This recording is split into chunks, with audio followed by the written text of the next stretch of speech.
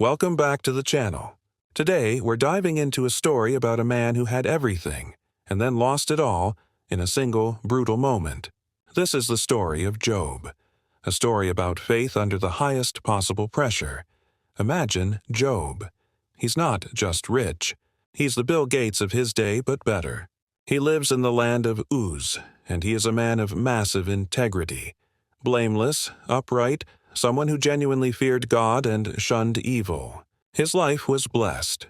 A beautiful family of 7 sons and 3 daughters, huge herds of livestock, and a small army of servants. Job was, quite simply, the most respected and successful man in the East. But the story takes a sharp turn in a place we don't usually see, the heavenly realm. We get a glimpse into a cosmic conversation. God is essentially bragging about Job, saying, "Have you considered my servant Job? There is no one on earth like him. He is blameless and upright."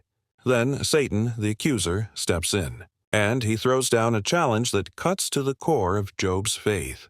He says, "Does Job fear God for nothing? You've put a hedge around him and everything he has. Of course he's faithful, but stretch out your hand and strike everything he has, and he will surely curse you to your face." It's a high-stakes moment. Is Job's faith a transaction? Is his devotion just a reflection of his comfortable life? God permits the test, telling Satan, "Very well then, everything he has is in your power, but on the man himself, do not lay a finger." What happens next is a series of devastating, back-to-back tragedies that are almost impossible to comprehend. One messenger after another arrives with terrible news. First, his oxen and donkeys are stolen, and the servants killed. Before that man even finishes speaking, another arrives. Fire has fallen from the sky and consumed all his sheep and more servants. Immediately, a third messenger reports that a raiding party has taken his camels and killed the rest of his servants. And then, the absolute worst. The final messenger, trembling, recounts that while all his children were feasting at their oldest brother's house, a massive windstorm hit, collapsing the house and killing all 10 of them. Every single thing that gave Job comfort, wealth, and meaning, gone. In one day. How does a person react to such unfathomable soul-crushing loss? Job stands up, tears his robe, and shaves his head, the ancient signs of deep grief. He falls to the ground in worship. And here is his incredible response. He doesn't shake his fist at the sky.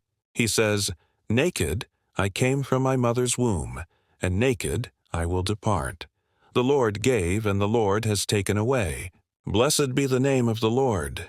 Think about that. In all of this, the Bible tells us Job did not sin by charging God with wrongdoing. He passed the first test with a heartbroken but unbroken faith. But the test wasn't over.